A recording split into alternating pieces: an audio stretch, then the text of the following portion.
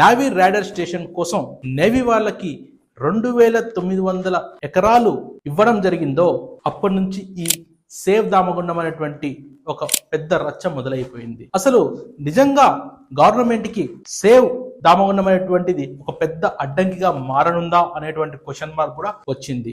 దీనికి కారణం ఏంటంటే అక్కడ ఉన్నటువంటిది మొత్తం ఫారెస్ట్ ఏరియా, అక్కడ ఉన్నటువంటి అడవి 1000 సంవత్సరాలకు పైగా ఉన్నటువంటి చరిత్ర కలిగినటువంటి అద్భుతమైనటువంటి అడవి. సో అటువంటి అడవి మొత్తం కూడా నాశనం అయిపోతుందని, కొన్ని వేల సంవత్సరాల నుండి ఏర్పడినటువంటి చెట్లను నరికివేయడం జరుగుతుందని, ఇక అక్కడ నుండి ఆక్సిజన్ అనేటువంటిది ఒక పెద్ద కొరతగా మారి హైదరాబాద్ కి పెద్ద గుదిబండగా అవుతుందని చెప్పి అనేక మంది మేధావులు చాలా పెద్ద ఎత్తున ఉద్యమాలు కూడా చేయడం జరుగుతుంది. చేవెళ్ళ ఎంపీ చెప్తున్నటువంటి విషయం ఏంటంటే నిజంగా ఈ ప్రాజెక్ట్ అనేటువంటిది ఒక నేషనల్ ప్రాజెక్ట్ అని, ఇది దేశ రక్షణకు